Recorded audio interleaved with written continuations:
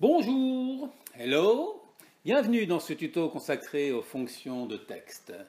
En commençant par des choses relativement simples, extraire d'une chaîne de caractères qui se trouve à gauche ou à l'intérieur, voire à droite. Et ensuite un petit peu plus compliqué, extraire d'une chaîne de caractères un certain nombre de caractères qui se trouvent à gauche, mais sans que le nombre de caractères soit connu à l'avance. Donc aussi bien à gauche qu'à droite. Et enfin, pour terminer, on verra, lorsque on récupère d'un ERP quelconque des fichiers, quelquefois on se retrouve avec des nombres qui sont stockés sous forme de texte. Alors, il y aura deux possibilités par rapport à cette problématique. Soit parce que le séparateur décimal n'est pas le bon, soit parce que le nombre est stocké sous forme de texte, tout simplement. Donc, on verra comment remédier à cela facilement. Donc, pour démarrer donc en douceur, à partir d'un fichier dans lequel j'ai des numéros de sécurité sociale d'une base de personnel, récupérer le sexe de la personne. Donc, soit je veux récupérer directement le chiffre qui correspond au sexe, soit je veux récupérer, savoir si c'est un homme ou une femme. On va commencer par le plus simple. On va partir sur l'assistant fonction. Dans l'assistant fonction, il y a une catégorie consacrée aux fonctions de texte. Là, il s'agit simplement de récupérer ce qui se trouve à gauche du numéro de sécurité sociale. Donc, je vais chercher une fonction qui s'appelle gauche. Le texte qui m'intéresse, c'est ce qu'il y a dans la cellule ici. Et à partir de cette cellule-là, je vais récupérer un caractère. Je récupère bien le chiffre qui se trouve à gauche. Voilà. Pas de difficulté majeure par rapport à cette fonction-là. Voilà. Donc maintenant, si je veux récupérer non pas le chiffre qui correspond au sexe, mais une lettre, par exemple homme ou femme, donc à partir de là, il va falloir que je rajoute une fonction si devant la fonction gauche. Donc là, je vais le taper directement à la main. Donc je mets juste entre le égal et le gauche. Je fais un si. Entre parenthèses, gauche de tout ça est égal à entre guillemets 1. Là, il faut que je mette le 1 entre guillemets parce que la fonction gauche renvoie une chaîne de caractères, non pas le nombre 1 par lui-même. Alors, donc point virgule, il s'agira d'un homme, donc entre guillemets H. Sinon, point virgule, il s'agira d'une femme, donc entre guillemets F. Je valide, et comme j'ai laissé les deux cellules sélectionnées, pour valider la formule dans les deux cellules sélectionnées, je vais valider ça en appuyant sur CTRL. CTRL Entrée, ça me valide la formule dans l'ensemble des cellules sélectionnées, ça m'évite d'avoir à recopier la formule plus tard. Donc voilà pour la première partie gauche. L'année de naissance, il s'agit de récupérer les caractères 3 et 4 là, dans le numéro de sécurité sociale, sachant que l'espace compte pour un caractère. C'est pour ça qu'on va démarrer au numéro 3. Donc cette fois-ci, c'est la fonction qui s'appelle stxt, quelque chose qui se trouve à l'intérieur du texte. Le texte en question, c'est toujours le numéro de sécurité sociale.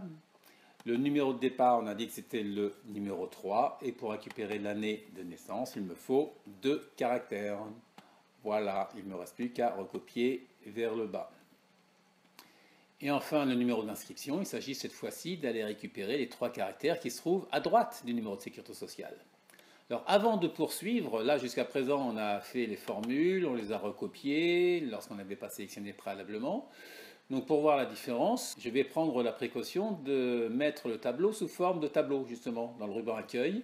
Mettre sous forme de tableau, et puis je choisis un format quelconque. Voilà.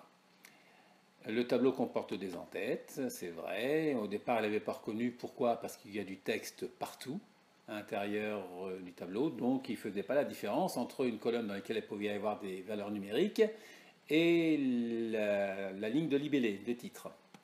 Je valide ça. Et donc, je vais pouvoir maintenant voir ce qui se passe quand je vais faire la formule dans la première cellule de cette colonne-là. Et fixe, cette fois-ci il s'agit d'aller chercher quelque chose toujours dans la catégorie texte qui se trouve à droite d'une cellule. OK. La cellule c'est toujours le numéroté de sécurité sociale. Donc là on voit qu'il nous met un arrobase numéro de sécurité sociale. C'est-à-dire qu'il prend le libellé qu'il y a sur la première ligne. L'arrobase signifie qu'on va chercher quelque chose qui se trouve sur la même ligne dans la colonne numéro de sécurité sociale. Et le nombre de caractères, cette fois-ci c'est 3. Et le fait de valider ça, il recopie automatiquement la formule sur l'ensemble du tableau. Bon, on avait déjà vu ça dans un tuto consacré au tableau et dans d'autres tutos dans lesquels je reprends cette fonctionnalité régulièrement. Donc on va faire la même chose pour la deuxième partie ici. Donc à partir d'un patronyme complet qui se trouve dans une cellule, je souhaite récupérer le prénom puis le nom. Sachant que ce qui va nous permettre de différencier le prénom du nom, ça va être la position de l'espace à l'intérieur du patronyme. Donc selon le même principe que tout à l'heure, je vais mettre le tableau sous forme de tableau, justement. Voilà. Le tableau comporte des en-têtes, on n'oublie pas de cocher cette case-là. Voilà, et je vais pouvoir faire la formule pour récupérer le prénom. Donc le prénom, c'est une fonction texte, puisqu'il s'agit de manipuler des chaînes de caractères.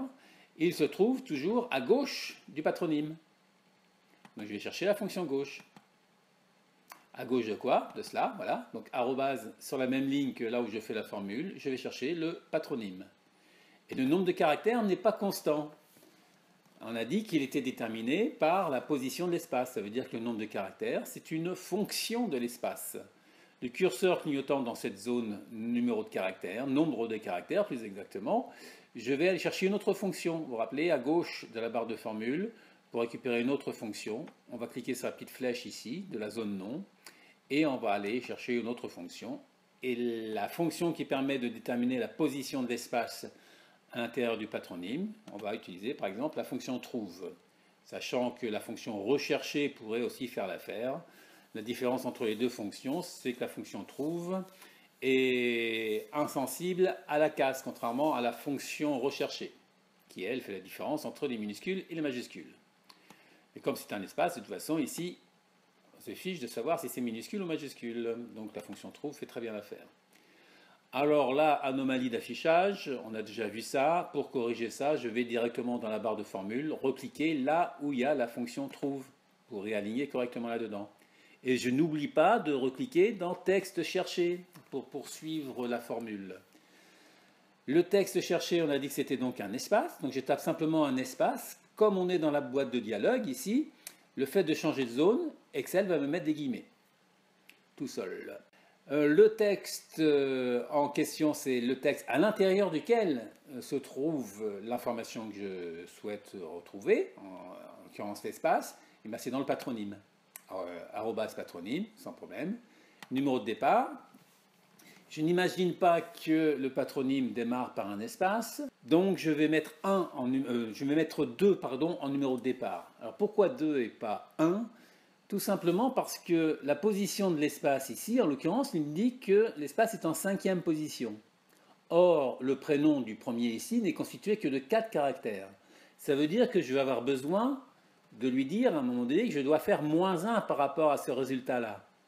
Et si je fais un numéro de départ égal à 1, et que l'espace se trouve en première position, 1 moins 1 ça fait 0, et il est difficile de trouver quelque chose qui se trouve à gauche de la position 0. Ou plus exactement à une position 0. Donc voilà pourquoi le 2 ici. Mais la formule donc n'est pas terminée.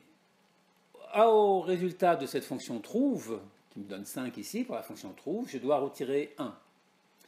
Et la soustraction concerne la fonction gauche. Ça veut dire que dans la formule, je vais cliquer là où il y a marqué gauche dans la formule pour lui dire nombre de caractères ici, ce n'est pas le résultat de trouve, le 5 en question, mais à ce résultat-là, je dois faire -1. Voilà, donc ça fait 4, et là on voit bien qu'il va me récupérer Paul pour le premier. Je valide et il me recopie la formule pour les autres, pour toute la colonne. Voilà pour les prénoms. Le nom, un petit peu le même principe. Donc fx, cette fois-ci il s'agit d'aller chercher quelque chose qui se trouve à droite du patronyme. Le texte en question c'est toujours le patronyme, patronyme comme ceci. Et le nombre de caractères cette fois-ci, eh bien, ce n'est pas directement la position de l'espace, parce que la position de l'espace avec la fonction trouve démarre toujours de la gauche, même si c'est la fonction droite. Ça veut dire donc que cette fois-ci, je dois déterminer le nombre de caractères qu'il y a à l'intérieur du patronyme et lui soustraire la position de l'espace. Pour récupérer le nombre de caractères, donc le curseur clignote dans nombre de caractères, je vais chercher dans les autres fonctions texte la fonction qui s'appelle nbcar. Nbcar de quoi? Du patronyme. la formule n'est pas terminée. À l'intérieur de la fonction droite, donc je reclique dans la fonction droite à l'intérieur de la barre de formule. Au résultat ici 11 qui correspond au nombre de caractères du patronyme, je dois soustraire la fonction, une autre fonction, trouve, puisqu'on l'a utilisé récemment, elle est directement dans la liste. Là, même principe que tout à l'heure, pour revoir ce qui se passe à l'intérieur des arguments, je reclique sur la fonction trouve ici pour bien aligner et je reviens dans la zone, dans l'argument texte cherché. Texte, c'est l'espace, à l'intérieur de quoi? À l'intérieur du patronyme. Et cette fois-ci, je peux le mettre directement à partir de la première position. Parce que là, on n'est plus gêné par rapport à ce qui se passe à droite. Je peux valider et je récupère bien les noms. Donc voilà l'utilisation des différentes fonctions texte principales, gauche, droite, stxt, et avec la fonction trouve et nbcar. Maintenant, on va passer à un autre sujet. Imaginez que je récupère à l'intérieur donc d'une base de données que j'ai extrait d'un ERP quelconque. Dans cette colonne, il y a des nombres qui sont stockés sous forme de texte, soit parce que le séparateur décimal n'est pas le bon, soit parce qu'ils ont été stockés, comme je vous l'ai dit, donc sous forme de texte avec, là, ici en l'occurrence, une apostrophe devant. Donc première chose qu'on va faire, on va remplacer le séparateur décimal par le bon séparateur décimal. Donc je sélectionne la colonne entière, je ne m'embête pas, et je vais faire un CTRL H pour remplacer. Je recherche quoi? Je recherche le point pour le remplacer par une virgule. Remplacer tout, il me dit qu'il a en fait 22 remplacements. Je valide, je fais fermer et je vois que j'ai les virgules. Mais je suis toujours en format texte. Et là, c'est ce qu'il me dit ici. Hein, le petit triangle vert en haut à gauche de la cellule, c'est pour m'indiquer qu'il y a quelque chose qui semble bizarre à Excel. Quand je clique sur le symbole à côté, il me dit que c'est un nombre qui est stocké sous forme de texte. Pour transformer ce nombre stocké sous forme de texte en numérique, certains pourraient utiliser la fonction CNUM de cela, etc., recopier vers le bas et ensuite faire un copier-collage spécial valeur sur la colonne directement, ce qui est un petit peu long et inutile. Là, en l'occurrence, il me suffit d'écrire le 1 quelque part dans une cellule quelconque, qui n'est pas destiné à rester, ce 1-là, c'est pour ça qu'on peut utiliser n'importe quelle cellule vierge. Je fais un CTRL-C, je sélectionne l'ensemble des valeurs numériques, bon j'en ai sélectionné une en plus, peu importe, et dans le ruban accueil, à gauche, en la partie inférieure de coller, je vais faire un collage spécial. Et dans ce collage spécial, je vais simplement lui dire que je veux effectuer une multiplication. Multiplier un nombre stocké sous forme de texte par 1, ça va le transformer en nombre. Voilà, le tour est joué. Donc évidemment, sur les cellules 8 en bas, il m'a mis un 0 parce qu'il considère que dedans, puisqu'il n'y avait rien, c'était un 0 stocké sous forme de texte. Donc c'est pour ça qu'au départ, je souhaitais ne prendre que les données de la colonne qui m'intéressait, non pas la colonne entière ou plus que ce qui était nécessaire. J'efface ce 0. Le 1 ici ne me sert plus, je peux l'effacer et on a notre colonne transformée en nombre. Eh bien, vous avez l'essentiel de ce qu'il y a à savoir sur les fonctions texte. Merci, à ciao, profitez-en bien.